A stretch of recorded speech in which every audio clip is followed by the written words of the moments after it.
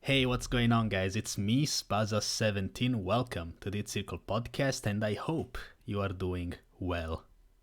Couple things. Many of you have been asking me to bring this podcast to Spotify, and I have been looking into it, but honestly, I don't know if that's a great idea. I checked infrastructure, and it doesn't look super exciting. Spotify has got no comment section or anything like that. It's very hard to track things down and figure out things compared to YouTube. And plus, uploading these videos on YouTube really helps my channel because it provides more content and also watch time. So I don't know. Maybe in the future that could be a thing, but I think for now I'm gonna stick to uploading the Hitcircle podcast on YouTube. If you really like the Hitcircle podcast, though, you can always support it. Wink, wink.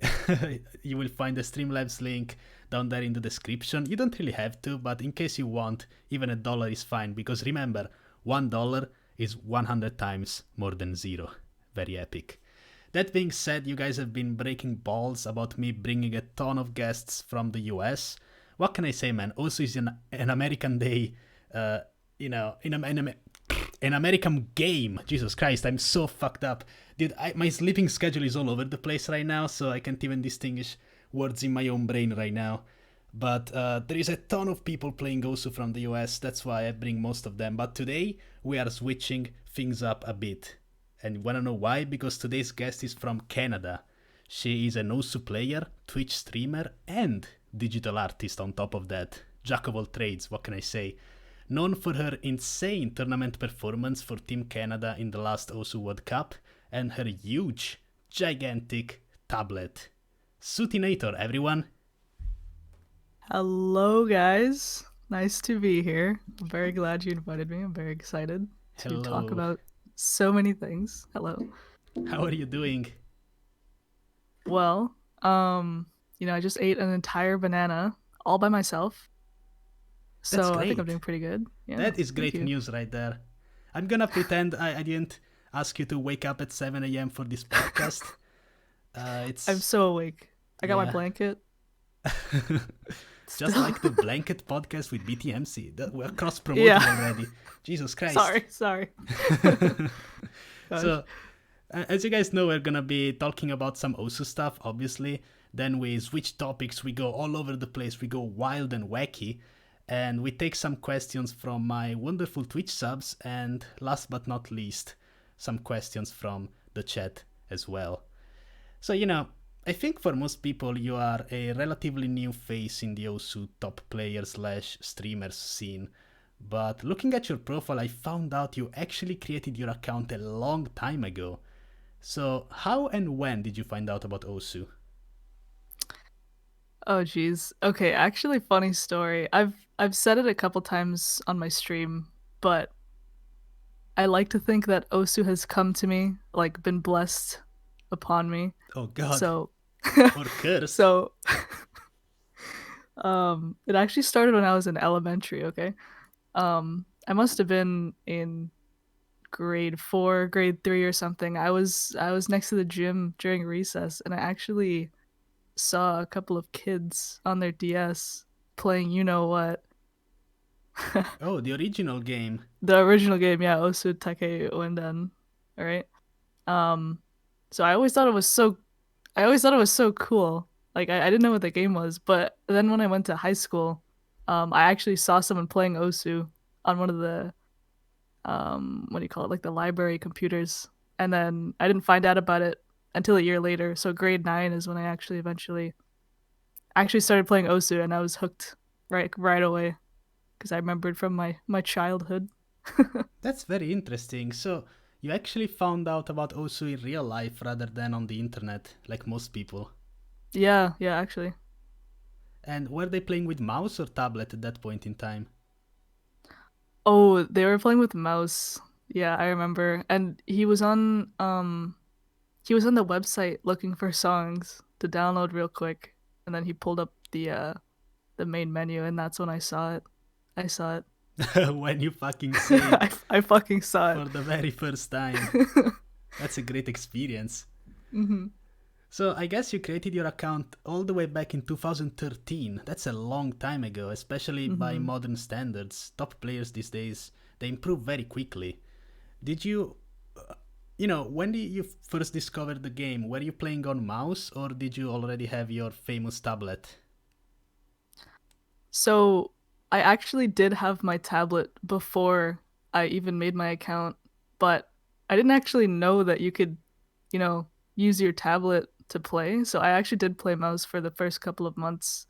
Um, but people also know this, but when I first plugged in my tablet, I didn't actually know you could change your area. So that's why I'm full area to today because I never bothered to change it or figure it out. Wow, that's Just the never origin knew. story of the full area? Yeah, and I don't use force aspect ratio either. I think actually Rupertian was the one that was like, wait, you don't use force aspect ratio? And I didn't know about that until like literally earlier this year or last year. I just was like, oh, I'm playing full area. So wait, your tablet isn't actually 69? I it's I don't know exactly what it is, but yeah, no, it's not. It's like a little bit taller, I think, than it Hmm. should be. Something like that. Well, I mean, I'm pretty sure it's not really a huge difference in that case. I play with a square area, so the concept Mm, of, you know, force aspect ratio, that's never been a thing for me. yeah, I see. So, I guess you created your account back in 2013. So, how old were you back then? So I was 13. I see. So, what's the origin of your OG name, DM Layla? And how did you go from that to xootynator? Okay. Okay. For some reason, recently I've been asked about this one a lot. Uh, both of my names, I kind of don't know where they come from. Like they just kind of pop in my head one day, and I kind of sound like, oh that's cool. Especially Zootynator. I just thought about it one day for like 2 days or something. I was actually Bootynator with a B, but I Oh, thought with nice. an X would be so much cooler, so I switched to Zootynator really quick, and I'm so glad I made that decision. Well, yeah, in retrospect, definitely. Yeah.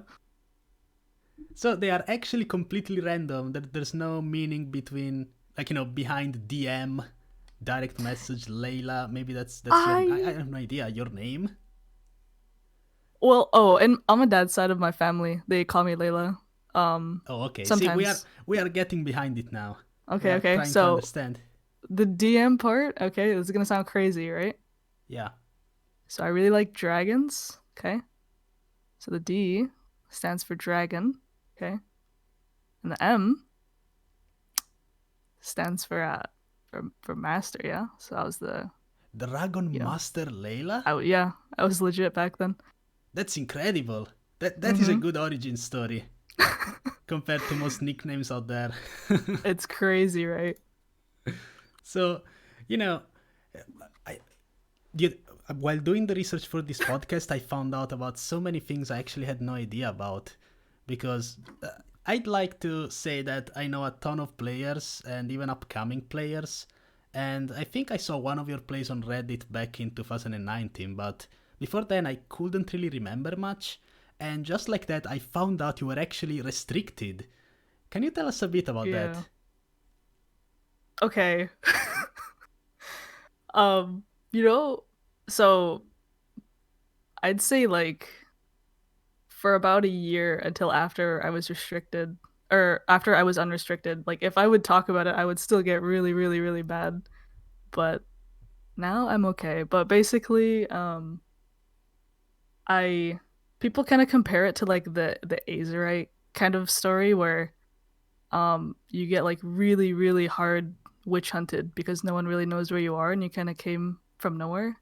Hmm. So I feel like that's what happened to me, especially in the Canadian scene. I remember one of my oldest memories was Stoof was spectating me actually, and I didn't know what Discord was at the time. This is actually before I even was on Discord. Um, Apparently there's a like a Canadian Discord server, and Stoof was like, "What do you guys think about this player?" She, well, they didn't know it was a girl anyways, but like she looks very suspicious. I don't know anything about her, and it just started from there. It just like snowballed. Like no one knew who I was. I was setting scores, I guess, on the down low, and I just got restricted. Wow, Funny stuff. that's very interesting. But wait, was also report a thing back in the day? Like, was that when all that thing came from, or did it just come from people reporting your profile on the actual website? I'm pretty sure Osu report was a thing because I remember before I got restricted, there was actually a thread about me, but literally all it said was xootynator is sus, and that's it. Like there was no proof or Oh God. anything. So I would like laughed at it because I thought it was so funny, and then a week later I kicked myself in the balls. I guess. I mean, I got restricted. That's very strange.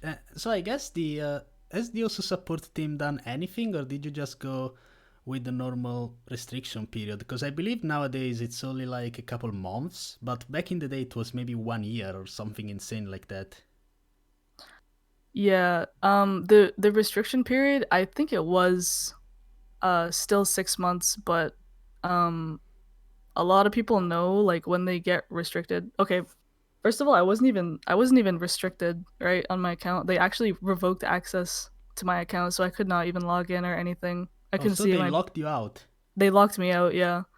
Um but I was banned for I think the entirety of a year, maybe 11 months or something like that because every time I sent them an email, I said I didn't cheat. So they were like, "Oh, why would we let you back in? You're not even admitting to what you've done." Oh my So God. it took me so long, and eventually I never said I cheated. They just unbanned me. That's crazy. Didn't Yeah. that's wild. I mean, everyone knows about the Azerite situation. It always comes up when we talk about false restrictions or things like that. But apparently, it kind of flew under the radar. I don't think many people even knew you got restricted in the first place, and I certainly didn't think it was a fake one. I thought it was gonna be some silly shit like having an old multi account or something like that. Mm, But it was actually like a true fake restriction from the OSU staff. yeah, and like to this day, I still wonder sometimes. Like it's kind of like a fever dream. Like holy shit, I I got banned pretty much for over a year. Like what was I doing at that time? It's just I don't remember. So were you still playing offline then? I tried to play on like Ripple and Atatsuki for a bit, but I don't know. Like after that, it's like my drive for Osu was at an all-time low, right? Like I couldn't do anything, so I didn't want to play, but I actually played Mania for quite a while, and that was really fun. Oh, that's interesting. So you do play Mania. I mean, obviously it's not gonna be on the same level as your OSU standard, specialty. Honestly, Mhm. because if that was the case, you would be a pretty goddamn good Mania player to say the least. So Thanks. But yeah. basically, okay, so you got restricted for nothing. You kind of stopped playing, understandably so. And did you start playing back when you got unrestricted, or did you actually, did you get encouraged or inspired? Like you just felt like playing again, and then you got unrestricted. How was the entire process of getting unrestricted? Okay, so in my Osu career, I kind of have like gaps, I guess, in my gameplay. Like I'll play really hard for a year, then I'll kind of lay off for 1 year. So, when I was feeling really motivated to come back, that was 2 months before my restriction. So I think I played 2 months really, really hard. Oh no. Yeah, and then I got restricted, so it totally like killed my whatever. But um, after that, as soon as I got unrestricted, uh, excuse me, um, yeah, I wanted really, really hard to like try and play Osu and be good again, but it was so hard. Like I felt so unmotivated, but eventually, thankfully, like after a month or something, I'd finally like set a score that I actually was pretty proud of, and then I knew it was just gonna go uphill from there. So at that point in time, were you already 3 digits, 4 digits? Where were you at in terms of skill set also? Because I don't know if you have always been an hidden only type of player, or if that's a thing that you just got as time went by.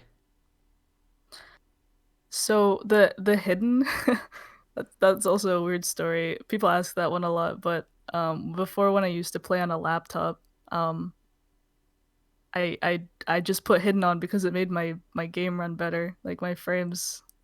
Oh yeah, so many people do that actually.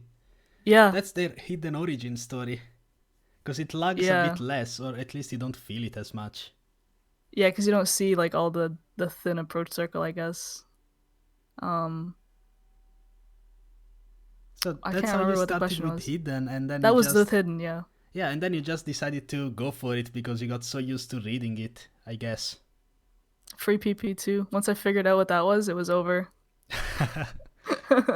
When was that? Because I think I played for like 1 year without having any idea how the ranking system worked or even the PP system. I was a complete casual, just playing randomly, and then I found out about leaderboards and top players, and that's where I fell in the rabbit hole. Hmm.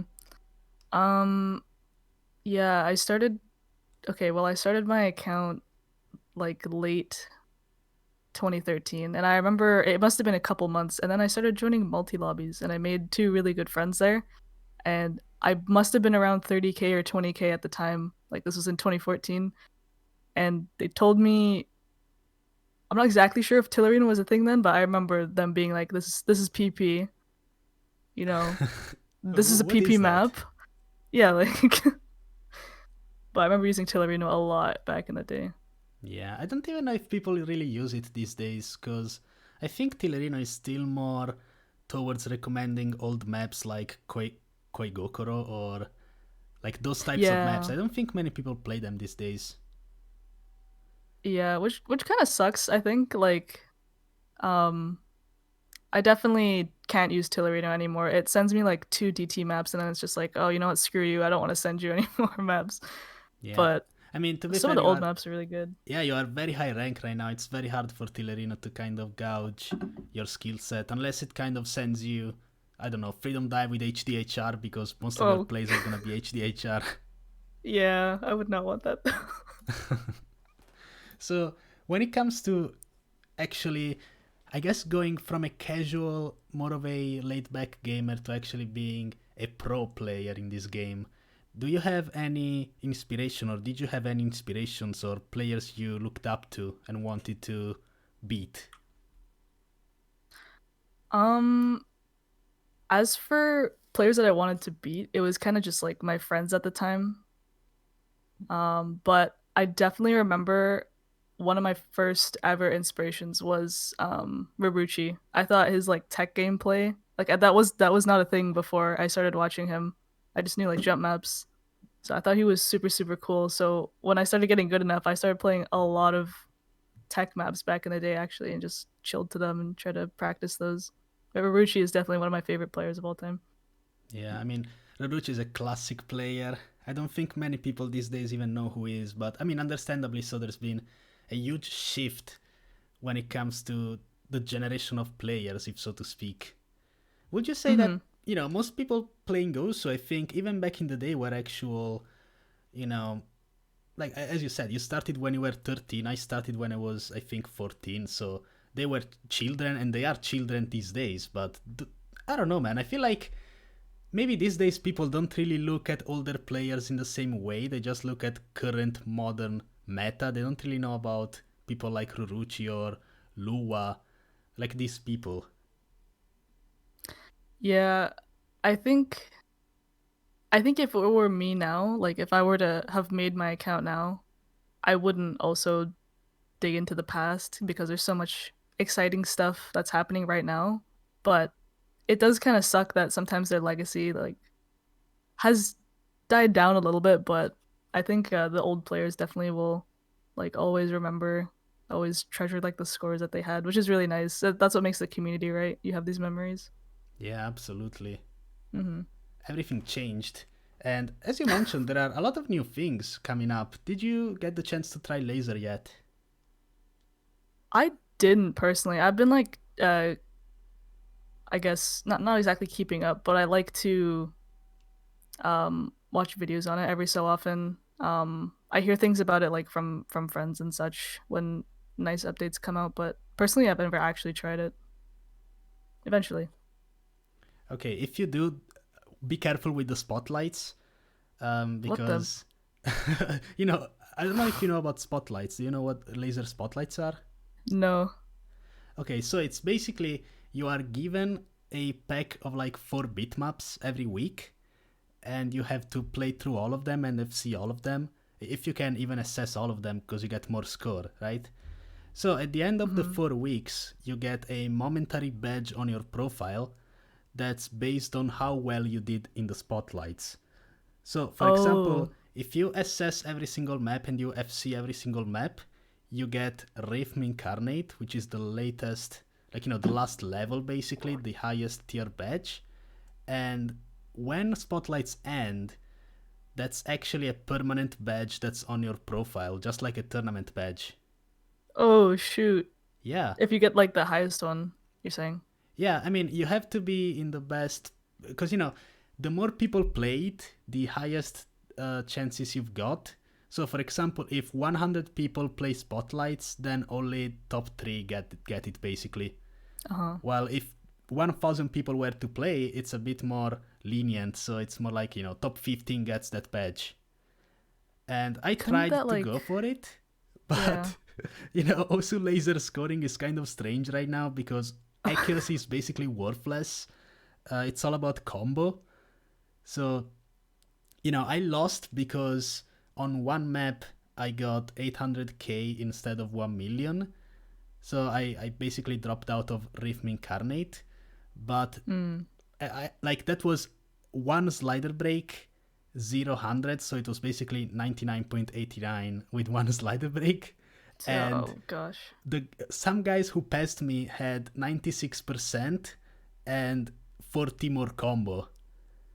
And I was just so confused, like, wait, what the fuck is this? Peppy, why Oh do my you do this to goodness. me? It's really reliant on combo, so if you want to do that, you gotta be careful, because you can't even use mods, by the way. It's all no mod, basically. So you can't Well, if you increase got your the score. badge, wouldn't that like that could affect your BWs for tournaments and such, right? No, I don't think that actually influences No. BWS. Hypno himself, I think I spoke to him about that, and he's got some spotlight badges now, but they don't really count because it's not a tournament setting. It's actually completely single player. You have infinite retries. You can play the maps anytime you want, all the times you want, and it lasts Mhm. 1 week, by the way, so you have plenty of time to practice basically. Wow. That is interesting though. I definitely thought that the scoring by now would be more reliant on accuracy, but okay, I guess not. Yeah, well, not yet. Maybe one day. Maybe one Yeah. day. So, one of the things many people may not know about is, other than your gigantic area, you also have a bit of an unusual playstyle, or at least you used to. Because in your keys, if I recall correctly, you mentioned using heavier switches on your middle finger and red switches on your index. Is that accurate? And why do you prefer that? So it was like that for a while. I had a hot swappable keypad, but actually my red switches broke, so I went back to blacks for a while. But I did use one black and one red. My my left hand is very it's I don't know how to explain it, but it's just not really trained well. So I always thought of one finger as like the speed finger and the other one as the consistency finger. So my index, which is the one I'd always start the streams on, had the red on it, and then my consistency finger, which was my middle finger, had the black. But generally, I like the heavier switches. After all, I'm getting better with my finger control slowly. So you are also in the team of black switches. I love black switches. I love heavier switches. Let's They're awesome. go, dude. Let's You go. guys didn't listen to me. Now it's her telling you. Black switches are the future. I'm telling you. Though I Switch today.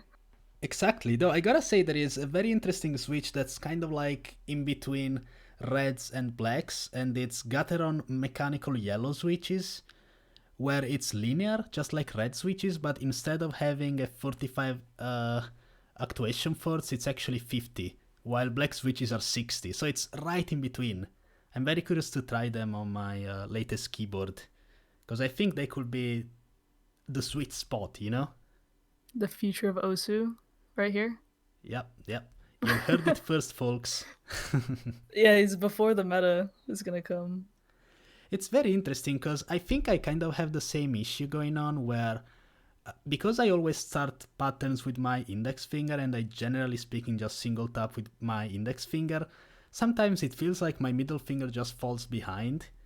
And some, especially on streams, that can lead to some unfortunate finger locks or kind of galloping. I talk about this with Habib as well, but it's basically like while you're streaming, all of a sudden you lose your finger control and you just start kind of meshing, almost as if you're doing doubles one after the other.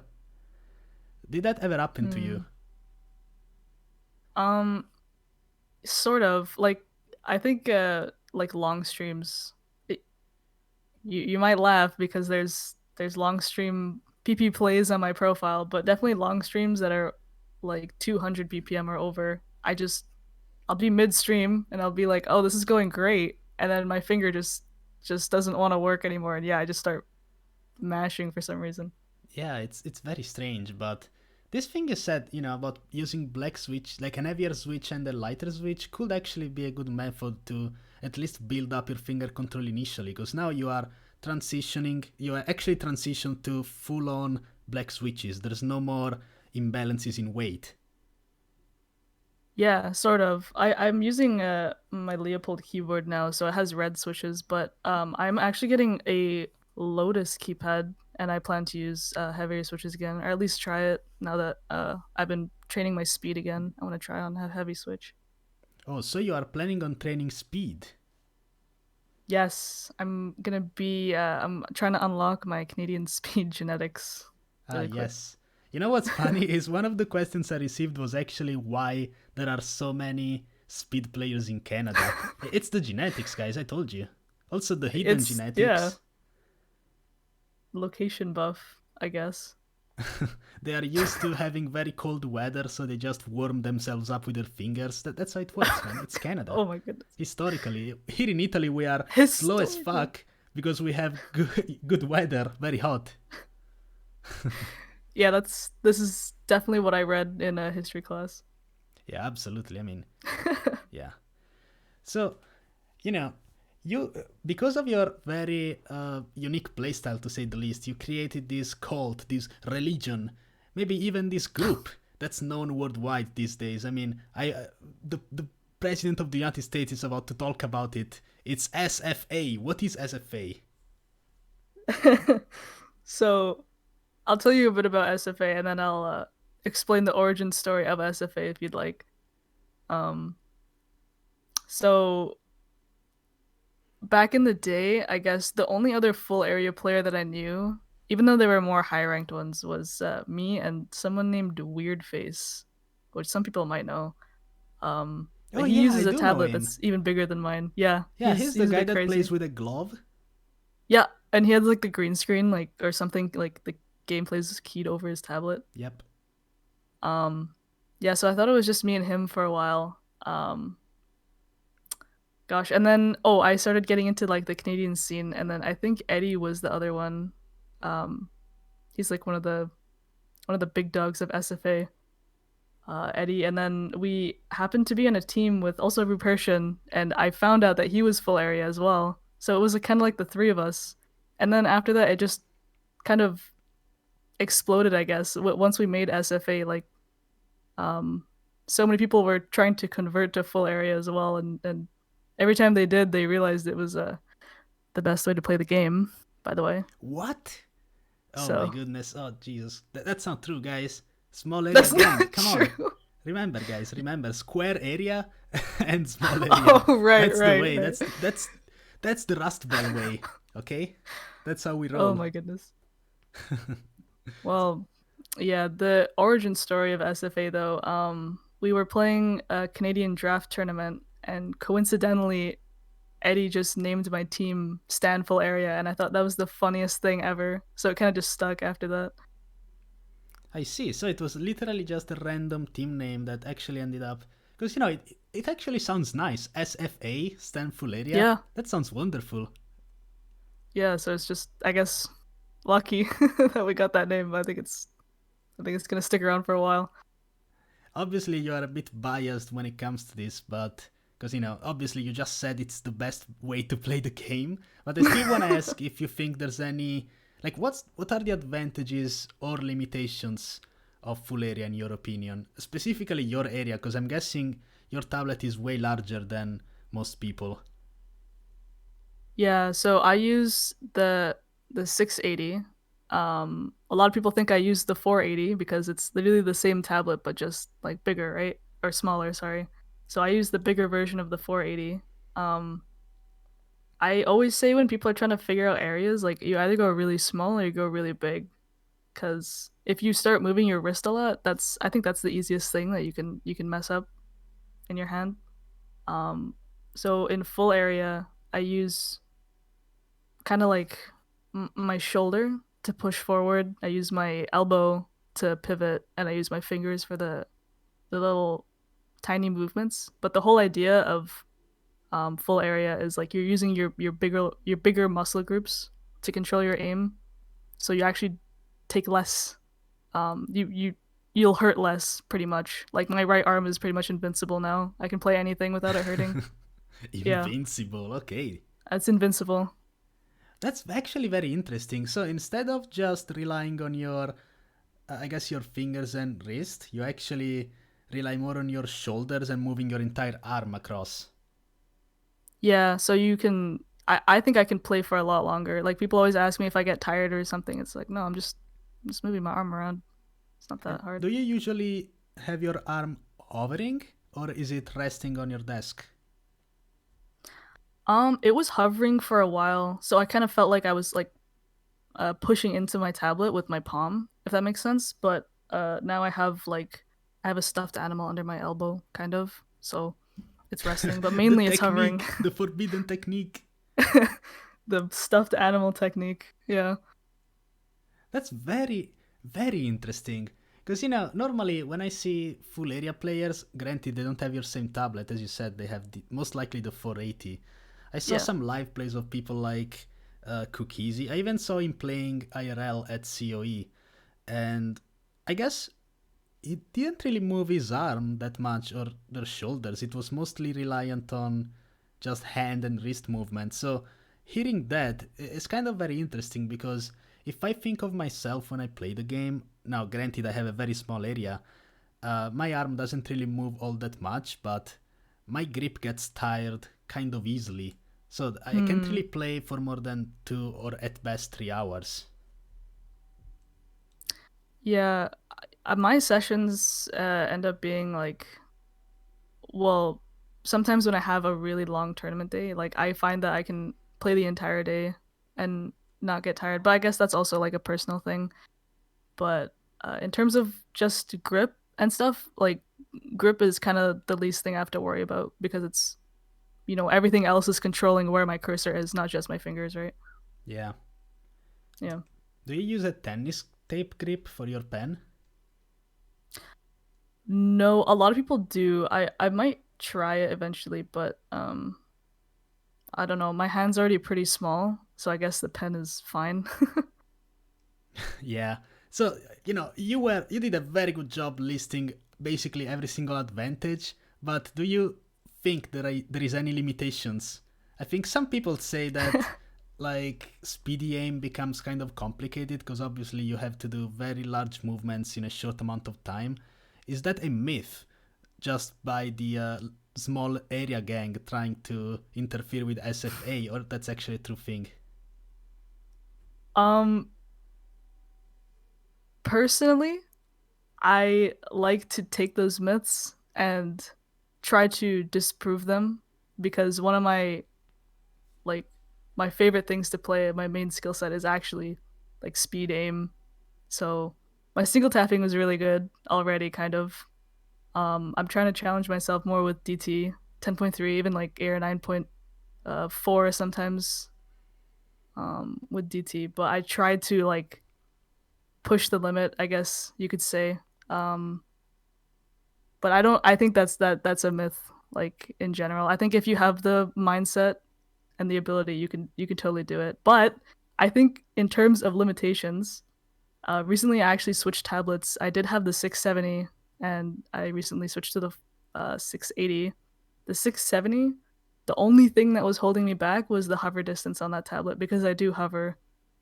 Oh, So so once you I hover. eliminated that, I do, yeah. Well, my hand is kind of like on the tablet partially, but the pen itself like is hovering. I never thought you'd hover because I mean, okay, you have a huge area, so it's it's gonna be very hard to see you shake ever. But I thought you were a Mm-hmm. dragger because I even during your most recent um that Miss Magus map, oh god, Oh because God, maybe because maybe. yeah that FC, which is pretty nuts by the way, and congrats on that being your top play. Thank you. That play was like at the end you weren't even shaking, and many people were speculating whether that's because of your area or because you drag, but apparently it's just because I don't know, you have nerves of steel, or is that your area? What do you think? I definitely think I have nerves of steel, but a lot of it is my area too. Like I think if you actually watch the play, I'm literally just kind of talking like during every break or something. But I really only get nervous if I'm playing a speed map, you will see me shake so hard. But other than that, no, not really. I have really good nerves. Nice. So how do you approach practicing that? Because there are many different ways to do that. I think I spoke to Idke about this, and he told me about just conditioning himself. Like things like when you get a very good play, you need to retry immediately and play the map again. That's his method to kind of perfect his nerves. What is your method, or was that just natural for you to not really get nervous? Oh, I kind of see where Idke's coming from. Like I can kind of agree to that to some extent. Like I would kind of just tell myself like, oh, I if I'm just not doing it perfectly, like, I'll just do it perfectly. So I wouldn't get nervous because I knew I was gonna do it. Like you have to have some sort of ego for yourself, I suppose. Um, but I kind of say to people that struggle a lot with the nerves, like it's not about not having nerves, I guess. It's about being able to play really consistently with your nerves too, especially in tournaments. I do get nerves in tournaments. Full area helps with that, by the way. Ah, So yes, of course. Thank you. yes, of course. No one will know. No one will know. They will never know. They have no They will idea. never know. So, I mean, you know what's funny is I never really knew about you as a tournament player until OWC came around, and I think that's the case for most people because OWC was, I think, the turning point when people really realized, holy shit, dude, Suti is what the fuck? Like, not just good at single player, but also incredibly good at multiplayer.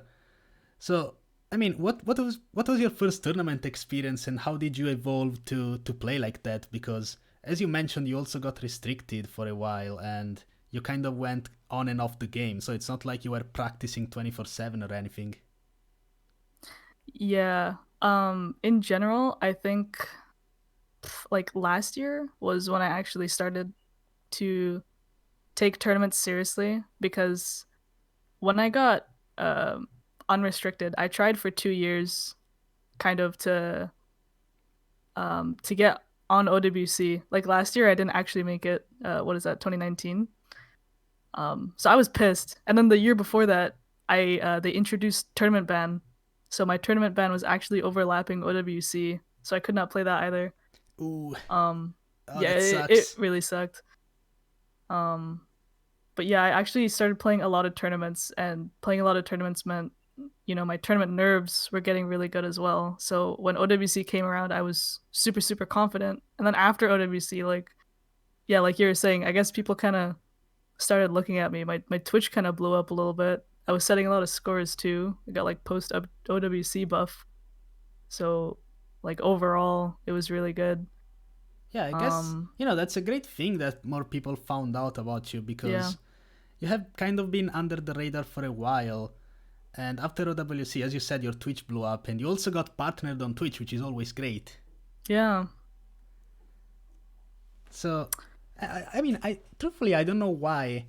Uh, maybe it's because your scores weren't really posted, as I said. Like, the only score I saw from you, the first one I ever saw on Reddit or anywhere really, was that FC on, I think it's called Help.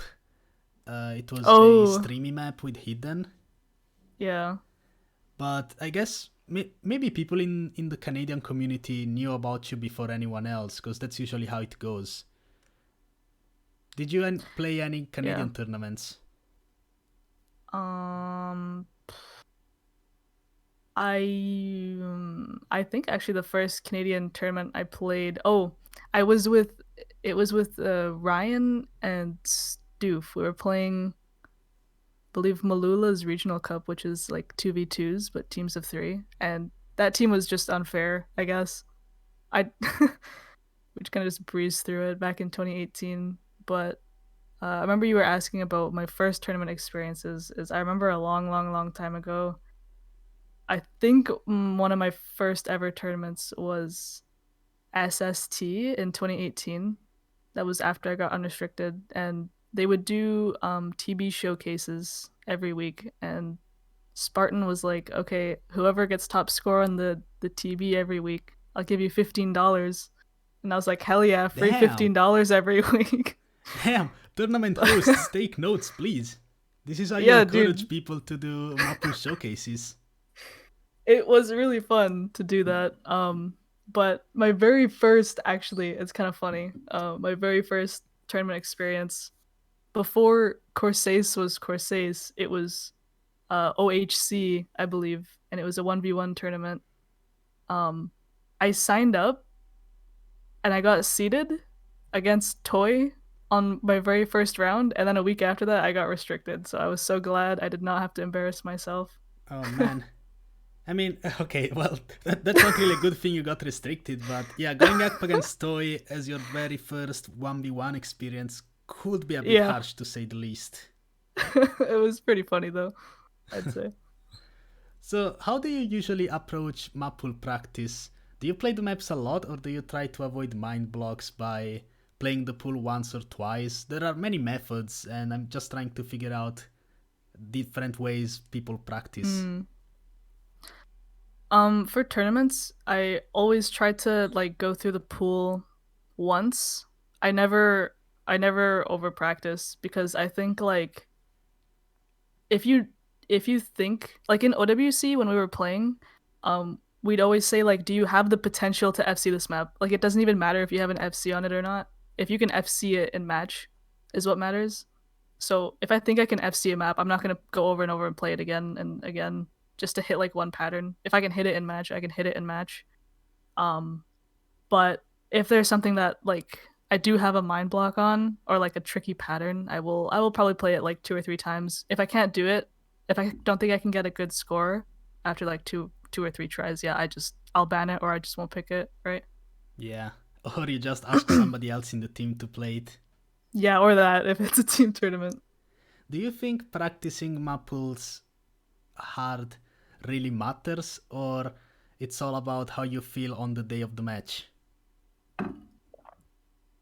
How you feel on the day of the match, definitely huge. But I think even if you feel like doo doo, if you really know the map pool from practice, you have a better chance, right? Like in OWC when we were playing in finals against Germany, like pretty much all of us were just having an off day.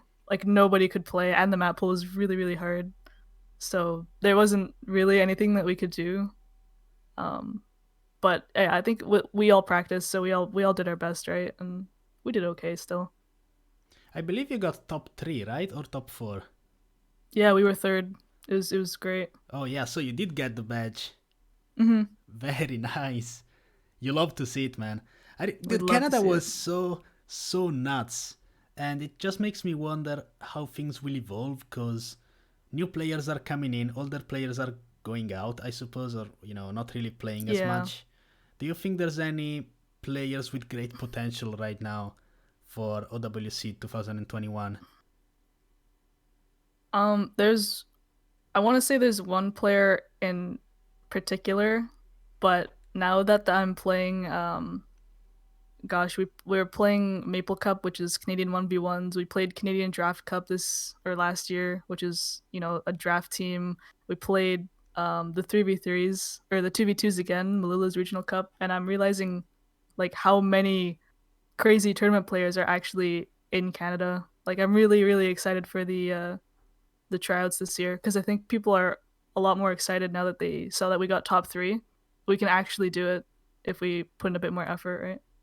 Yeah, definitely. I mean, Canada has always been very high potential, maybe kind of a bit of a black horse in OWC, almost like Brazil, where Hmm. they always performed very well, but it wasn't until OWC 2020 that they really went all in and actually managed to get top 3. But if there are more players now than ever, that means there is potential for that and further in OWC 2021 maybe. Oh yeah, for sure. And I'm definitely hoping that like whatever I'm doing later this year, I hope it lines up so I can play OWC because I think OWC is awesome just in general. Everyone gets to come together and cheer on their favorite team. I saw that in Team Canada there was a very unique approach to training, if so to speak. There were Discord calls and Okay. insane strategies. Can you maybe tell us a bit about that? Who was your coach? So our coach is the beloved Ignite. He's a very very he's been playing on OWC for a very long time, I believe. I've never played any tournaments with him, but I actually met him in real life and he's such a fun guy. But um even before OWC, when I was captaining Canadian Draft Cup, I always thought that right before the match, you should do something that will hype everyone up, and that's exactly what Ignite did for us, and it made us play so much better. We were all laughing, right? Like, I really just loved everyone that was on the team. We all had great we like all vibed together, I'd say.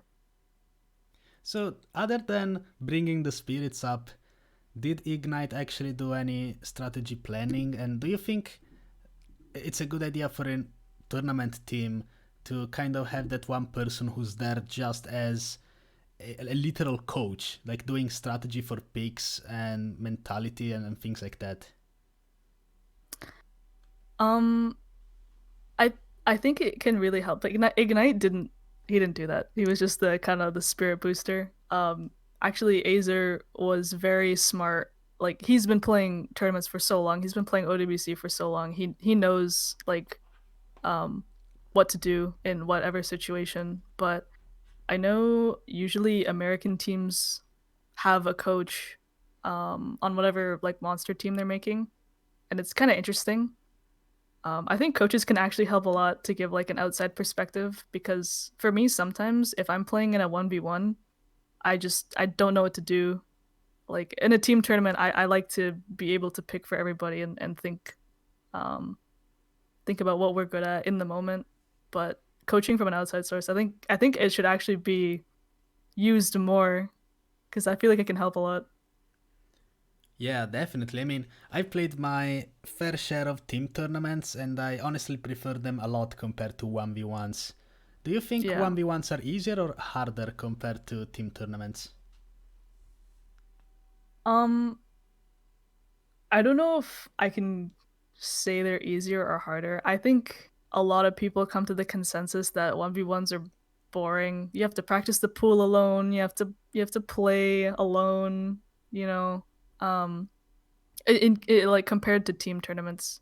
Uh but I think 1v1s might actually be a bit harder because if you screw up, even if you just lose ag, you're just screwed, right? Like you can get absolutely rolled in a 1v1, but with more teammates, you don't really know what's gonna happen, right? Yeah. I mean, I don't think many people play with leaderboard enabled, so you never really know until Yeah. there is a break or until the end of the map. Unless you are BTMC, in which case, well, good on you, I guess. I don't know how people can play with the leaderboard on. It's wild. It's so distracting. Yeah. Not in a team tournament. Like I can do it if it's not team versus, like if it's just the leaderboard on the left. But the crown, I don't know. Whoever invented that crown thing, just Yeah, jumping like around. who does that? Just go No, in the thank you. middle of the goddamn screen. Doesn't make any sense. Yeah. So, you know, This is very. Oh God, dude. Okay, you guys. I'm sorry. I Okay. was reading the chat earlier because you guys are telling me that every 2 seconds I say that's very interesting, and that's fucking true, guys. I say that all the goddamn time. What can I I didn't say? notice that. Okay, it's not my native language. This is just a good sentence to go from one thing to the other. So, with that being said, and not being interesting, I'd like to to say that I found your YouTube channel, xootynator on YouTube, by the way. Go subscribe. Link will be in the Oh, thank description. You know you. the deal. Actually, all links of xootynator's social media, Discord, all of that will be in the description. But your channel is incredibly new. It was created in 2020. Compared to most other also YouTubers, that's absolutely extremely new. Do you think, like, was that a conscious decision on your end to not really have a YouTube channel, or do you have any other secret older channels out there with like Minecraft Let's Plays that you're trying to hide from the public? Unfortunately, no, I don't have a really old channel. That's a lucky. Sad, I know. Uh, mm, I don't know. Like at the time, I was kind of just playing Osu. Like I've been streaming for a couple years, but I never thought about um okay, actually to be fair, the reason why I started my YouTube channel is because I was having a talk with Spare one time and I think he was asking me like why don't you upload to YouTube? It's like free money. And then I started thinking about it. Mo- uh, Um Money? What money? You don't get shit from money? replays. Yeah, no, not really, but I started thinking about how I wanted like oh geez like the memory, I guess. Like I have them up there forever, right? Like my old plays and stuff Yeah. that I can keep there. So yeah, my channel is really new, and I've actually been thinking about maybe diving into content since Binfi is always like advocating for it a little bit more. Ooh, But we'll see. It might just be more so like digital hypno style, like more gameplay focused, anyways. that would be extremely interesting. Having you as a content creator. Oh man, doing collabs and Yeah. shit with Digital Oh Hypno. jeez. Can't wait for the epic profile reviews. That's gonna be great. Nah, I'm just kidding. But that's always a great idea. I think content creation is definitely a lot of fun if you want to dip your toes into it and see whether you like it or not. And it's also good, I think, for perhaps growing your Twitch community. Would you say your Yeah. YouTube was useful in that sense to further grow your community on Twitch? Because people know about you as a player, they watch your replays, they are subscribed on YouTube, and they may be able to catch one of your streams live. Um, yeah, like I would talk to my mods about it, and it was kind of the consensus like, why aren't you uploading on YouTube? Because when you're offline, you don't really grow, right?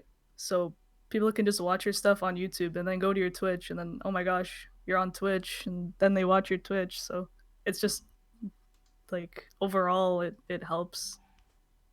Yeah, I mean, considering that your YouTube channel is extremely new, you do have a pretty good viewership on Twitch at the moment. As you said, it probably increased a lot after OWC 2020, or at least Hmm. that's my guess, because I can't really remember seeing you at the top of Twitch back in the day, but nowadays, I mean, and that's very good that you finally have more recognition as a player. Hmm. So YouTube in that sense is very useful because it just allows you to like share your content with more people and they hopefully come to your Twitch too. Do you think you're gonna be expanding to other platforms as well, like I don't know, Instagram or TikTok maybe? I actually have a TikTok account and I have two posts on it. Um, Oh, one of them was nice. made by one of my mods. It's really funny. Um, but I I don't know. I think especially Osu TikTok, you need like a nice setup, and I kind of play like you know on a glass desk, a pile of garbage, like my laundry's everywhere. Hey, I mean, the glass desk could be a nice touch if you have some fancy LEDs going on. That's perfect for TikTok. You are already figuring Yeah. things out, you don't even know. Yeah, maybe. But Other than that, I don't know. Probably just mainly YouTube and Twitch. Like I like to use Twitter a lot. I like to shitpost on Twitter, I suppose. Yeah, I mean, who doesn't? That's what Twitter is for, and for canceling people over nothing. That's basically what Twitter is. So true. So true. I'm waiting for my turn. Eventually, there will be something about, why don't you play with black switches anymore? Are you racist? No, no, no. I'm telling you, Oh, yellow I switches love are that. better. Don't worry, I'll cancel you soon, Spaz. We'll do some Twitter drama. We can Oh stir something no. up. Oh, this is how I launch your YouTube channel. We just make drama videos against each other. We get a nice Osu sub drama boost. videos. Yeah, thankfully Oh no my one has done goodness. that yet, but soon enough there will be also drama alert. I'm pretty sure. Someone has I think there was a Twitter account for it, no? Twitter? There was a while ago, but it got shut down like really quick. It was just called like Osu drama or something. Yeah, it was probably one of those gimmick accounts that lasts 1 week and then the creator gets an ego after getting 100 followers. So I'm not Yeah. surprised it will shut down. And if you are listening to this, I'm sorry, man. Don't cancel me on Osu Drama Alert, okay? Okay. Oh. So other than Osu, as I mentioned, you are also a digital artist, which is extremely interesting because you are maybe one of those, very, very few people that already had a tablet before playing Osu. As you said, you didn't even know you could change area, so you went from that um, to just basically using full area the entire time. You have a second Twitter account where you post your artwork, but it's not very active from what I've seen. Do you have any other Mhm. websites or other platforms where you share your art? And do you do commissions? How does that work? Um, so with drawing, I guess I always have it might be like this for a lot of people. It probably is, but like times where I'm very motivated and then times where I'm very not motivated. So it is kind of nice to have as a thing to do uh like in between if I don't want to play games or if I don't want to be playing Osu or something, I can just draw and it lets off a lot of steam. Um, but usually these days since I actually graduated recently, right? I'm working freelance as a 3D modeler. So Oh, if I wow. do commissions, yeah, it's like just something small like emotes. Usually I just do emotes now for if people ask. So wait, so you are working in 3D modeling. So what was your degree? So I had a, a s- I don't remember all the degree names. I think it was an associates in 3D modeling and animation. So it was kind of like a generalist thing. Like I kind of learned about animation. I learned about modeling, texturing, lighting, like everything in the whole like pipeline of creating like a game. Let's say in the art side, but my main focus is character modeling. So recently, I actually got a job where I get to like work on character modeling. Sometimes I get like a project and then I do that and then I can just stream. So I'm kind of like back and forth a little bit. Does that mean you can create VTuber models? Just kidding. But, that could Yes. be a thing. Okay. I I I don't know if you saw my poll on Twitter recently, but I actually wanted to do like a Pippi figurine. Oh, like an actual figurine? Or a. Yeah, at least model it. Wow. That's the future of Odiosu store. Oh my god. If that actually gets implemented, Pep is gonna make bank. Actually, yeah, I'll do it eventually, but I'm gonna start on another project in the meantime. But I think that'd be sick if I could pull it off. So I suppose other than drawing and 3D modeling, which are two of your most notable passions. I mean, people know that you draw, and apparently people do know you have this degree in 3D animation and whatnot. Do you have any Mhm. other fun hobbies, maybe even offline hobbies that have nothing to do with computers that people may not know about? I know you have a pet. Oh, yeah, that little I do you know about how I got my bird? No, I don't. I was gonna ask you about that. Okay, well, I've definitely told this story quite a few times, but basically, um, gosh, I think it was September sometime last year. I got a call from my mom. Uh, she said, "Can you go over to the neighbor's house? Their kid is home alone, and a bird flew in there apartment, and he's freaking out.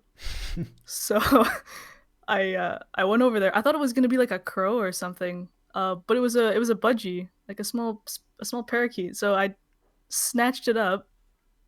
I I brought it in my room, and I spent like 2 or 3 weeks or something. I was looking like online on a bunch of websites to try and see if anyone was missing um like a budgie, and nothing was happening after like 3 weeks, and she had no uh usually, I don't think from the pet store, but if it's a breeder bird, they'll have like the little bracelet around their leg so you can look up the number or whatever. Yeah, just like most other pets out there, dogs, Yeah, cats, chips or they all have something. some Yeah. kind of thing to identify them.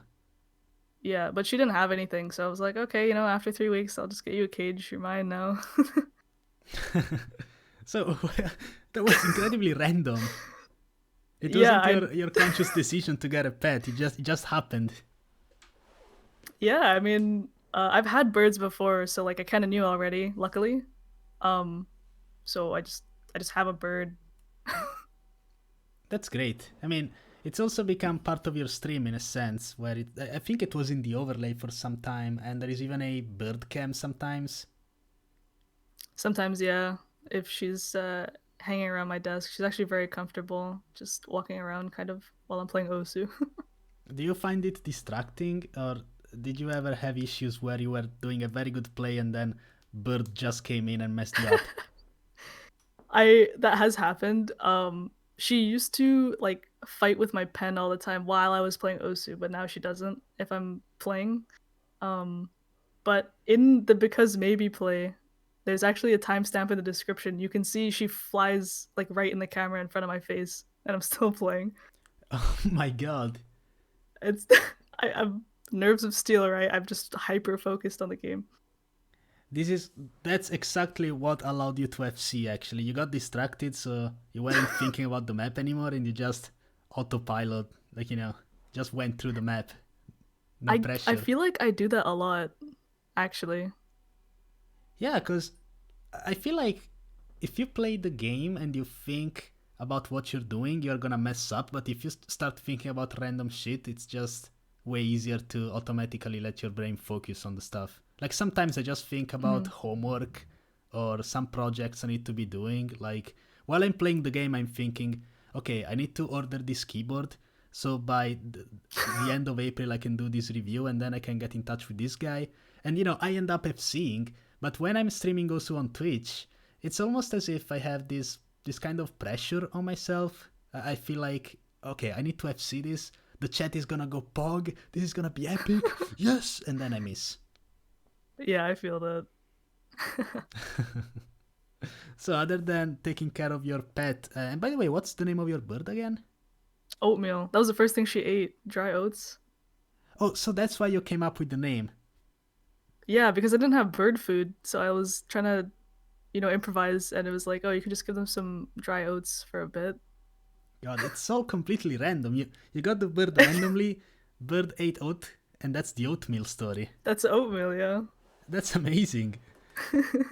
So other than taking care of your bird, do you not have any other interesting, fun hobbies that people may not know about? At the moment, I feel like no. Usually if I'm just hanging out by myself, I'll actually like read comics. I read webtoons a lot, and that's usually takes up a chunk of my time before I go to bed. So nothing too interesting, I'd say right now. Do you think that you could go from working in a more 3D environment to drawing comics yourself? Because obviously you are very, very good at art.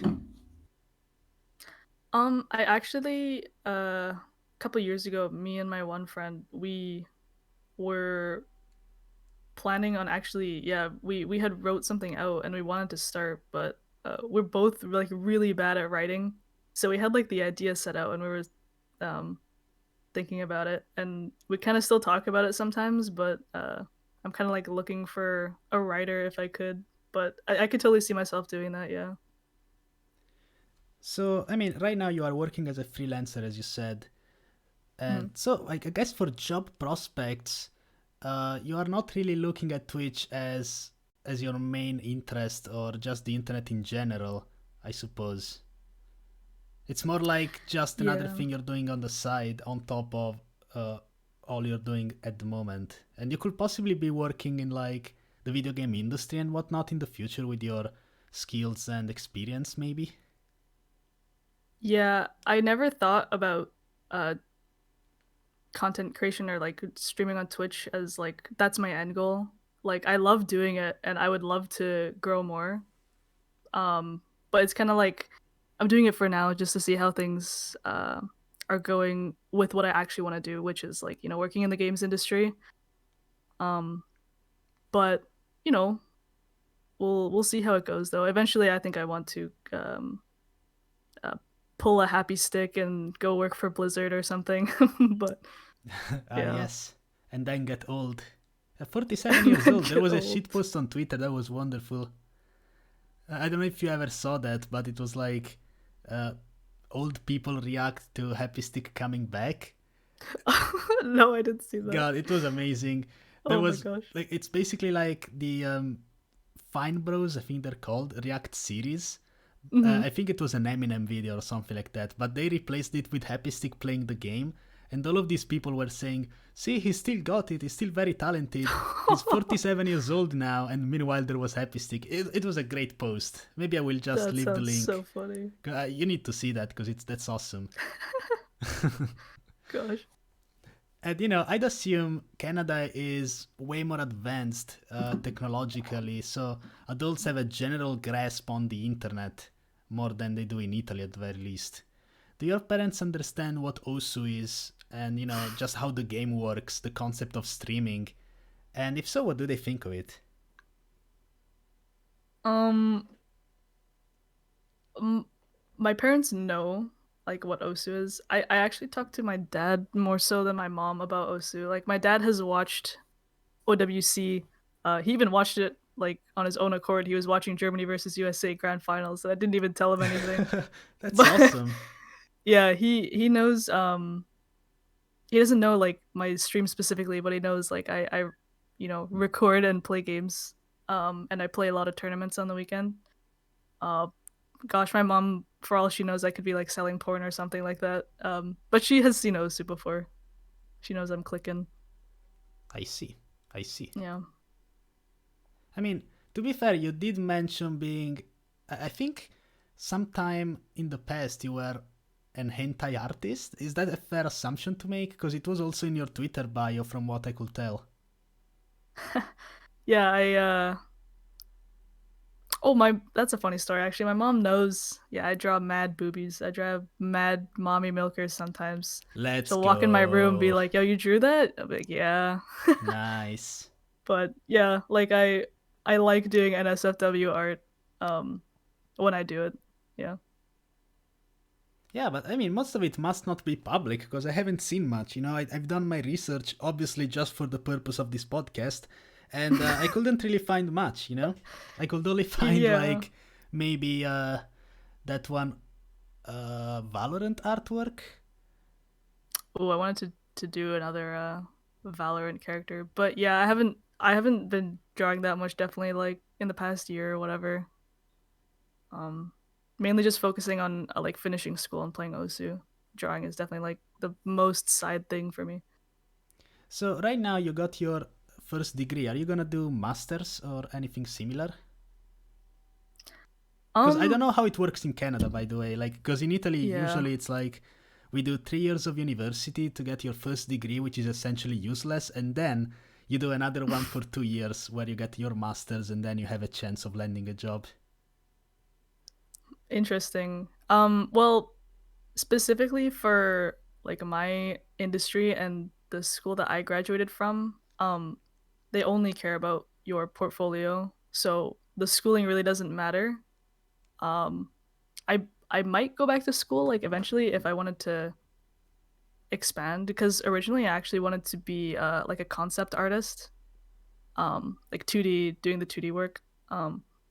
But I decided to just go for 3D modeling instead because I actually really enjoy 3D modeling. So I don't actually necessarily need to go back to school. it was a year and a half, and my portfolio was good, so I got a job, right? Yeah. Yeah. I said it earlier as a joke about the VTuber thing, but it seems like it could, it could be. I'm not gonna say, I'm not gonna make a bold claim and say that's the future of the industry, but I guess 3D modeling in that sense. Also, you know about Hatsune Miku, obviously, you're a big fan, so you know that it's already kind of mainstream media. Do you think that 3D modeling could be very reliable in this sense? Because more and more uh, companies are going to require 3D models for whether it's advertising or live streaming or all of those things in new media. Yeah, specifically speaking on like the VTuber boom, I guess, like in the past year or so. I definitely it's kind of like I almost want to think of it as like Twitch emotes, because I think if you're not using a face cam, having like an avatar there to just show like some expression can actually be really useful, and I think a lot more people will probably be trying to like look for one, even if it's not just like super anime or super cute or something like that. Um, I think it could definitely be more prevalent as the years go by, especially like Azer. That might be a big one. Yeah, Azer has become a Yeah, VTuber. Azer. This is where we are in 2021. That's wild. But I think it's a cool concept. Anyways. Yeah, definitely. Also, VR is getting kind of popular. Oh yeah. We are still very early, but I think being in 3D modeling in an era where we have this type of technology and upcoming technology with evolution of VR and all of that can definitely lead to a lot of evolution in this particular field, I'd say. Yeah, for sure. I don't know if I want to like uh do a VTuber model because I want to like do games and things like that, but it's totally I'm excited to see where it goes, and if it grows further, full body tracking for like every single stream, right? Like all kinds of things. Yeah, I think the only one I can really think of that does full body tracking is, I think, Project Melody. Is that how she's called? Yeah. Code Miko, I'm sorry. Fuck. Project Melody was something else. Wait, what was Project Melody again? Project Melody is the porn star. What? Oh, what the fuck? I was thinking of Okay, Code Miko. Okay, I guess I heard about both of them from Critical, so I was confused on which one it was. Right. Okay. So I guess that will be Code Miko, the one I'm thinking of, where it changes, like during the live stream, it just changes outfits. Oh, I've watched. Yes, very interesting. That one's really cool. Yeah, there is like interviews with big streamers and things like that. Yeah, and the chat. I like how the chat can interact a lot with the model as well, and whatever. That's yeah, exactly. That's exactly what I'm saying in terms of just revolutionizing the meta, because they can do things through chat and like change. It's all very strange and very complex technology. I can't really say much about that because I'm also a student, but I'm studying. Funnily enough, I'm also studying in the artistic field to some extent because my degree is called New Art Technologies, and it's essentially just like video editing, photos, graphic design, and things like that. I can't draw for shit, so I'm not doing any of that. But it's like technical art, kind of.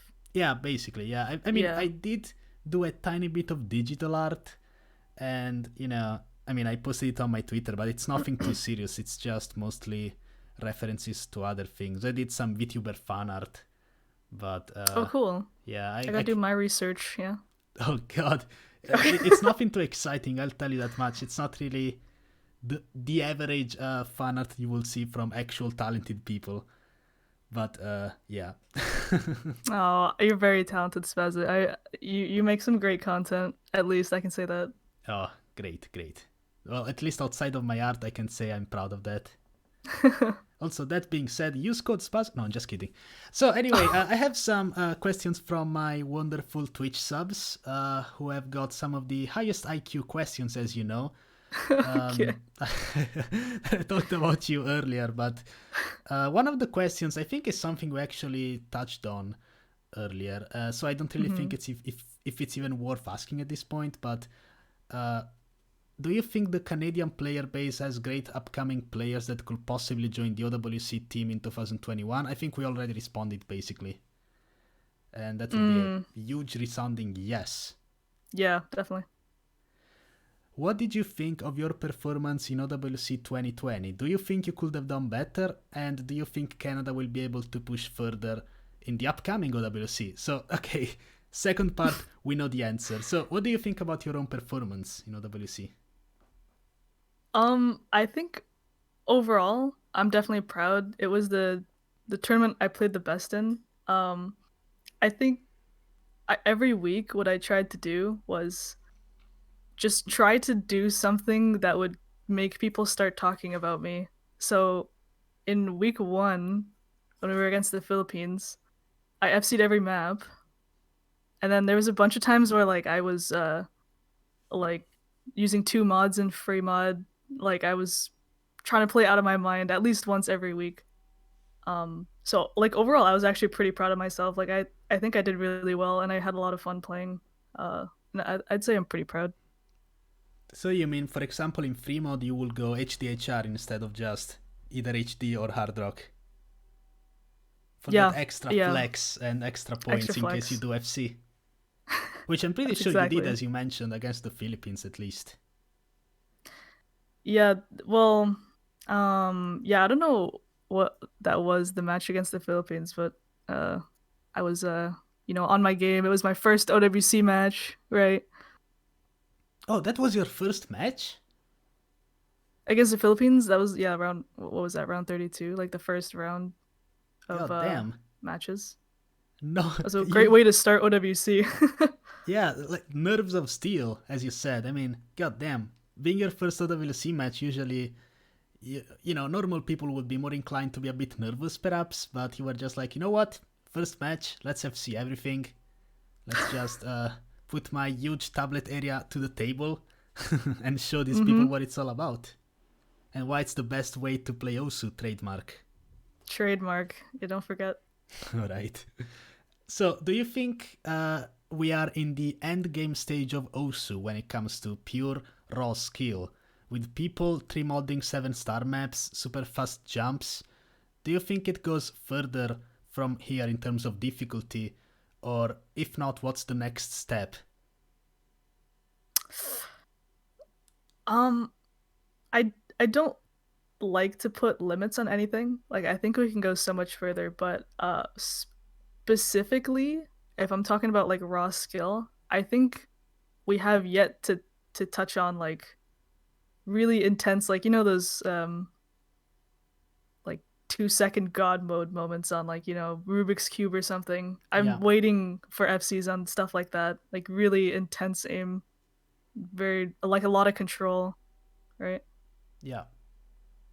I think another very underexplored pattern is probably cut streams or spaced doubles, because there was that one map that Cookies FC'd with Hidden and recently got sniped by Okinamo. I believe it's a tow map where there is basically streams that are split into doubles. it's nuts. Oh yeah, I know what you're talking about. Speaking of which, when are you going to FC that? No, I'm just kidding. Yeah. No, yeah, I'm hitting hard rock in that soon. Trust. Oh my god, HDH, she's gone crazy. My goodness. Well, full area. I haven't passed it yet, but you know, we're gonna FC. I think like patterns like that, as you said, I mean, it's mostly aim control. Yeah. Like those patterns are probably what the new difficulty is gonna be, because surely you can't really gauge difficulty of a map based on the amount of PP it gives. I mean, it hasn't been like that since 2016, so I don't think we're ever gonna have a change in terms of that. Would you consider yourself to be underranked in that case? Because many people say, you know, oh, that guy's just a farmer, that guy doesn't deserve to be there, X, Y, and Z. Like, did you ever even check the upcoming, well, not upcoming, but new rework, the Delta D rework of the PP system for a different approach? Never really. Like, I kind of just care what I put on my profile. Like, I want my top plays to be cool, or at least something that I think, like, skill-wise is challenging for me. Um, but I don't know if I'd ever say I considered myself underranked, just because I don't really know what's going on around me. Like I focus a lot more on my own stuff, but sometimes it's a bit strange when I'm like looking at the top 50 and I'm like, oh, who's this person? And their top play is like, all the same maps as the next person and whatever. But there's nothing wrong with that. I'm okay with where I am, I'd say. So, who is your favorite Canadian player and international player? Okay, my favorite international player is like Fancy Lad or Bubble Man. Probably. I look up to both of them a lot. Um, Especially in their tournament performance and just how they're like rounded in general. I strive to be like that. Favorite Canadian player. Um, you know, Rupertian. I actually think he has a lot of potential. I didn't fucking know who he was till last year. I accidentally drafted him in Canadian Draft Cup, but he is an absolute beast. Um, I was half but I expecting think you to say you are your favorite Canadian player, so that's good to know that no, you're talking about somebody else right now. no. I definitely think a lot of us look up to Ryan as well. I think he has such an incredible skill cap, Oh and yeah, I want to definitely. be I've seen fast he's too. also recently started to kind of, continue with his speed, obviously, but also move away from it in favor of more hard rock precision based plays. So that's He's trying to always very replace me. interesting. Yeah. Oh fuck! I said it. I said it's interesting again. God damn it. No. God, How do you it's switch? fine. Oh yeah, it's fine. It's fine. Don't worry. It's gonna be. It's gonna be. See, it's better if I say it's interesting, because at least it's not messy. Now that's a good reference right there for you, Oh all my those god. two players. Anyways, how do you No. switch from playing almost nothing besides hidden to varying your skill set and read maps properly with different mods? Especially, obviously, in the moments of, in the context of practicing tournament map pools.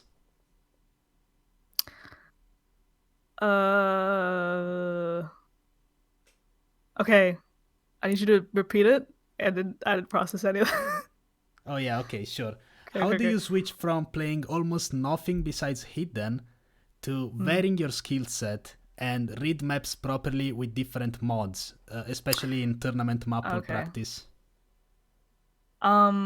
So I definitely think for some time in the start of your OSU career, you will be a one trick for a long, long, long time till you find out what you're really good at. So for me, I was really good at hidden, and I was really good at jump maps. So I was a hidden jump map player. I was literally a hidden one player, and a no mod one player. But eventually, it was kind of like I found a skill set that I wanted to learn that I thought was interesting. So I just started playing a bunch of maps, finding good songs in that specific skill set. So recently, especially I've been like I said earlier, I've been trying to train my speed. So it's kind of just like setting aside time for you to actually properly train them instead of just wanting to. Like if you want to get better at something, you literally just do it. But learning one skill set at a time really helps, and you kind of just add them on as time goes, I'd say.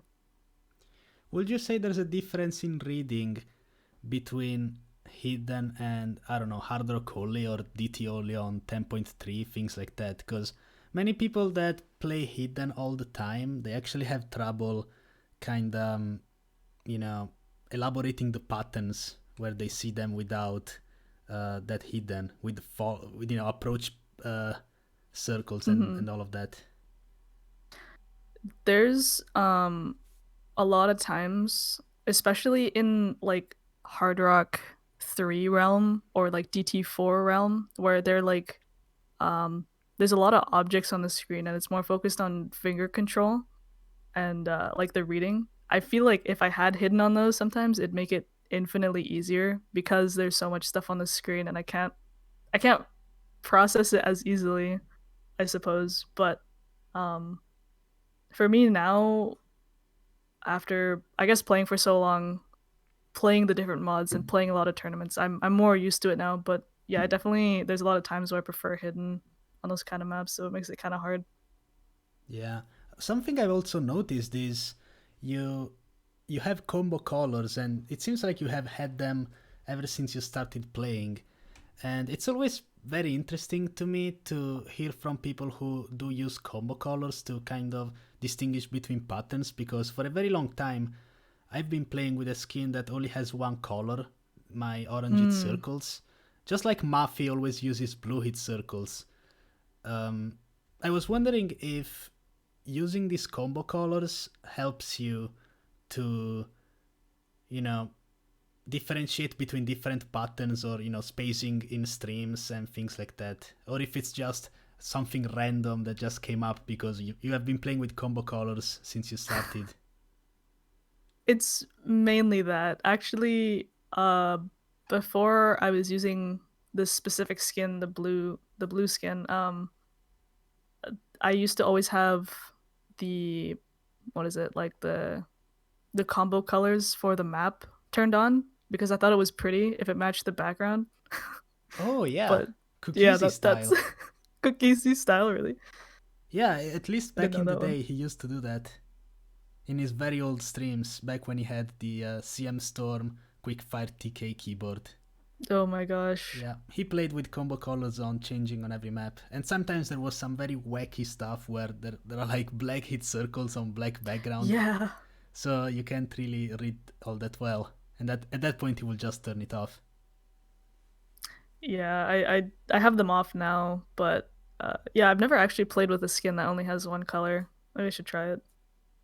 Yeah, I think many people say for higher approach rates they use the roughest skin because it's kind of very bright, very white, Yeah. so it may help you out, especially now that apparently you want to go on this speed journey, kind of improving that raw skill, to say the least. And actually, this ties into another question that I have from my subs, which is, what's your weakest skill set? So I'm assuming it's going to be speed.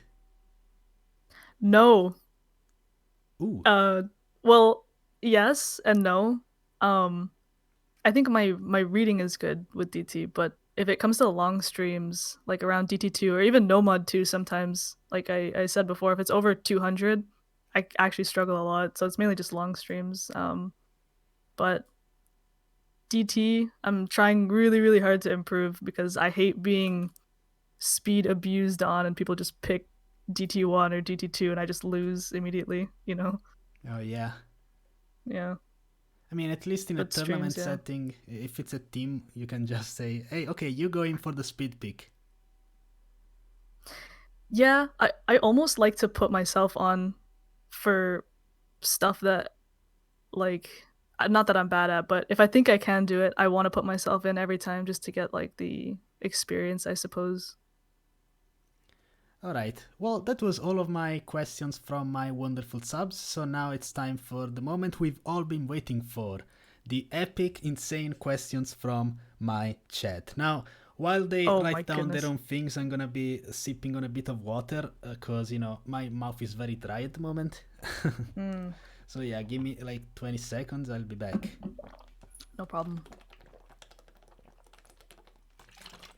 See, I can Like, give you the first question. Do you prefer natural water, the best ideal water, or the terrible fuzzy water? I mean, I'm drinking water from the tap. I don't mind the water from the tap. Maybe here is different from the tap water over there. Well, I don't know. The tap water's fine.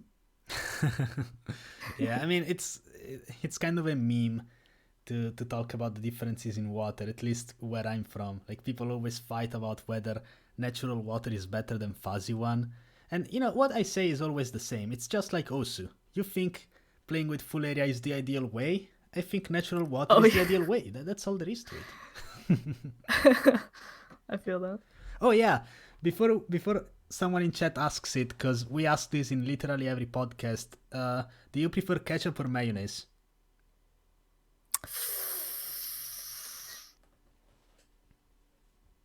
You will be judged harshly by your answer, by the way. Give me a second. Okay. I'm thinking I'm thinking about things that I dip and I'm thinking about how I used to dip them, what I used to dip them in, and the thing that's coming up is mayo. Okay, Yeah, I'd mayo is I'd mix them nice. both if I could, but you say mayo's nasty? Oh no, you can't mix them. Oh Yeah, no, that's the you forbidden so can. sin. You should try. Okay, this is gonna sound crazy. You should try vegan mayonnaise. It's so much. It tastes so much better. Like it has a more intense flavor. Vegan mayonnaise? Yeah, I don't know what it is, but vegan mayo is like way better than just fucking. Like when I found out mayo was just, oil and egg, I was so disgusted. But I mean, you know what? I'm still gonna eat it. I love eggs. Actually, I'm I wondering love now. I eggs. wonder. Vegan mayo. It basically means there's no egg anymore. Yeah, but it tastes great. Like my dad is vegan, so I've tried it. It's actually really not bad. I see. I see. Well, maybe that's the forbidden sauce. I should never. I would never know about. Okay, let's see. Besides all of these people being absolutely disgusting, as they should be disgusted by the choice of mixing both of them. Um, What the? have you Okay. ever hit a wall with your skill? And if so, what helped you overcome it? Oh, I've definitely hit many walls. My friends will probably know if I don't set a score for like 2 days, I think I'm washed up and I have to quit the game.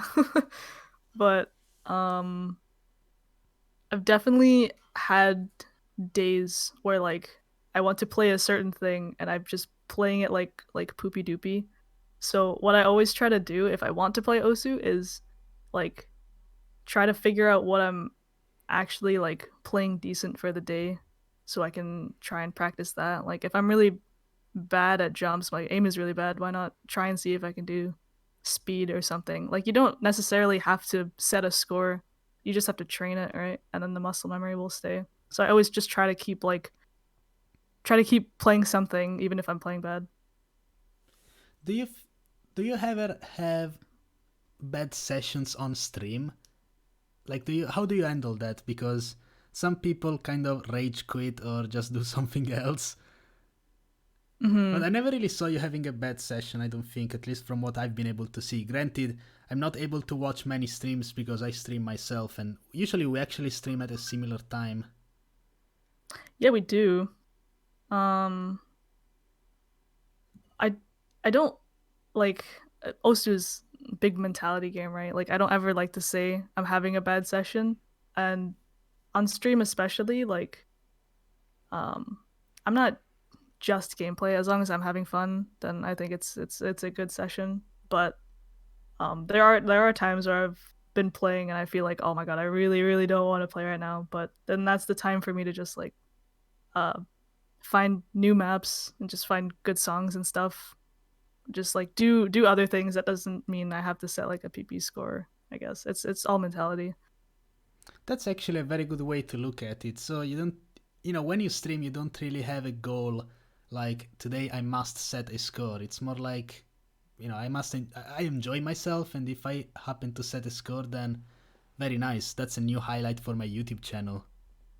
Yeah, that's pretty much what happens with like all my, or with Genryu Kaiko and with Because Maybe especially. There's like times on that stream where I'm literally like, oh, I don't feel like I'm playing that well. I'm probably not gonna do anything today, and then I just bam, just something happens. Nice, Nice. nice. You just have see because maybe like that happens all the time. Definitely just relatable just for most whatever. people. Yeah. So, what's your favorite food? My favorite food. Um, That's a tough if one. I wouldn't know how to respond. Well, I can say off the top of my head, my favorite fruit is mango. My favorite thing to hold in my hand is like a hot dog. Um, and I can always eat mac and cheese.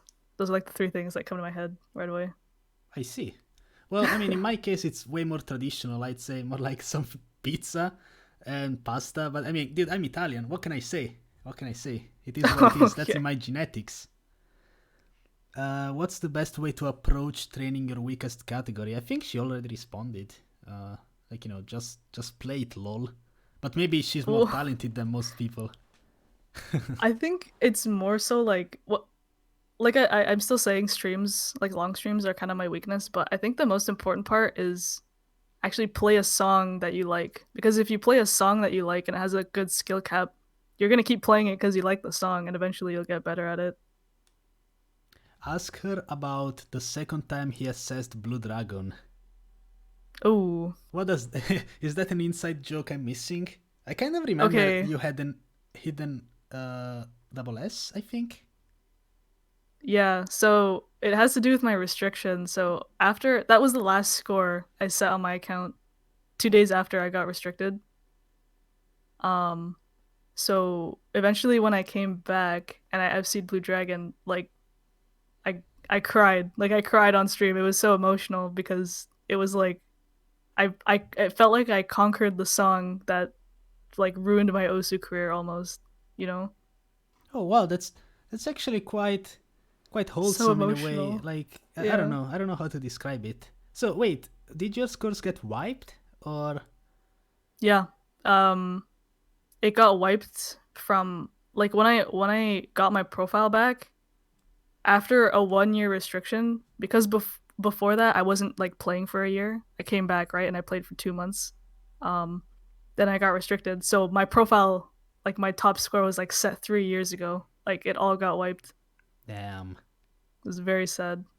But now you got it back, and you are setting brand new Yeah. scores. So at the very least, there's something nice to that in a way. Though I guess it would Yeah. have been nice if there was a way to kind of save all of your replays, even in the case of a restriction. Because as you said, now your YouTube channel is almost like a time capsule when you can just leave all of your replays there, and they are there forever, whatever happens to the game. Yeah. Thankfully. It's nice to have them all there. I can watch them when I'm retired. Oh, I used to be an Osu player, you Ah, know. yeah. When when we become like Happy Stick, 47 years old. Oh yes, I used 47 to years play old. Osu. You know. I remember that. Have you always played video games before Osu? And if so, what type of games were they? Yeah, I was exposed to video games, I suppose, when I was quite young. Like I'd go to over to my cousin's house, we'd play like on their Wii and stuff. Gosh, they I think they'd bring their Xbox over. I grew up playing like Halo and really old like Call of Duty games as well. And I was really into Sega. I liked Sonic a lot, and obviously I had some Pokemon games as well. But yeah, I mainly grew up playing FPS stuff with my dad. Um, Oh, that's nice. but That yeah, sounds I used to be cool. a console gamer. Yeah, Console gamer, and now it's all about the PC. Well, I guess hell Osu yeah. just consumes your gaming life, so that's. I mean, do you play any other games right now other than Osu? Um, yeah, Osu is definitely my main game, but everything else, it's kind of like I guess on rotation, you could say. Like I play Apex sometimes. I get really into like Risk of Rain. I'm playing Minecraft right now. I played Terraria earlier. Like it's just random games that my friends want to play, so I just hop on, right? Yeah, yeah, that's always the best. Casual gaming, like actual casual gaming. Yeah. I can't sweat outside of Osu. I sweat enough in this game. Yeah. Pineapple on pizza, yes or no? Wouldn't buy it if my mom bought it and she said eat it. I'd eat it. Well, that's the end of the podcast. No, I'm just kidding. Yeah, I'm strongly against it. I mean, obviously, you will know about that being my nationality. Actually, I did try pineapple pizza on stream. It was really miserable, so I don't think I'm Oh ever gonna really? do that again. Yeah, I mean, to Oh be my fair, gosh. they don't really do pineapple pizzas in Italy. I don't Yeah. believe it's legal. So what I did is I just got a pizza. Like I found out about a recipe where I basically found out that the Hawaiian pizza is nothing more than a simple margherita with like ham, bacon, and pineapple. So what Yeah. I did is I got this wonderful, amazing pizza with ham and bacon, and then I had to ruin it by actually cooking the pineapple itself and putting it on it, and it wasn't good. It really wasn't. It was really bad. I'm really sorry I had to bring up this memory. Yeah, I know it's tough. It's tough. Chat, thank you for that one. Thank you for that one. Do you speak or have learned any other languages? Um, no, my father, he speaks Arabic and Kurdish, so he's from the Middle East. My mother is Filipino, so she speaks Tagalog. But I literally only have like 3 years of high school French knowledge. I really don't know anything, but I'd like to learn eventually. Pick up something new or relearn my French, something like that. Oh yeah, I guess in Canada they do teach French because it's common to speak it. Well, I guess it depends also Yeah, where you are in Canada. Because I think, yeah, if I recall correctly, in the north part they speak more French. I have no idea. something like that. But I think here it's required. I think you have like 2 years of like a second language to enroll in like UBC, which is the really big university here. Oh yeah. So that's also another reason. Do you have a 144 hertz monitor? Yes, I recently got it. 2019 Christmas. Then I started learning TT. DT? Yeah, so I wasn't really playing TT before I had the 144 hertz monitor. I was just a consistency player. So do you think that helps with higher approach rates? I'm not sure entirely. Like I don't want to say yeah, you need a 144 hertz monitor, right, to play DT, but I think it definitely helps on the eyes. But I probably wouldn't go over 144. I think 144 is fine. Yeah, I think these days there is 240 hertz monitors, but I mean, Yeah. is it really worth? I don't think it really makes that big of a difference. Even if you were to play AR11 all day, I'm not sure. Maybe just a couple milliseconds. Yeah, even 360 hertz actually. Yeah, it's definitely just what you can do because it's your you know eyeball seeing screen neuron activation move hand, right? Yeah, move hand with a big area, otherwise you're not playing properly apparently. Yeah, of Well, I mean, course. I will definitely encourage all of you guys to check out xootynator. I will leave all of her links in the description, her social links, her Twitter, both accounts, by the way, Twitch, YouTube, even her Discord server, because you do indeed have a Discord server. Was that a new thing that you kind of created along with your YouTube channel, or has your Discord existed for a very long time? My Discord existed since I was restricted pretty much, but it was mainly like a friends, like just for me and my friends. But we kind of redid it last year, so it's more active now. It's actually kind of nice. Not the biggest thing. Well, I would like to say thank you very much for coming on the podcast. It was super fun to hear your stories about, how you how you think full area is the future and I suck. That's Uh huh. nice. No, no, well, you Yeah, know don't what? worry, don't worry We'll about talk about that. that next time. Don't worry, Yeah. don't worry. That's Yeah. that's that's gonna be covered in our first brand new YouTube drama. Okay? Of We don't course. talk about that now. Yeah, But but thank you so much. It was nice. yeah, I really had a lot of fun. So you guys make sure to go watch xootynator live on Twitch if you want some cool scores, or you can watch me on Twitch if you don't want cool scores. Well, that's it, everyone. I'll see you next time.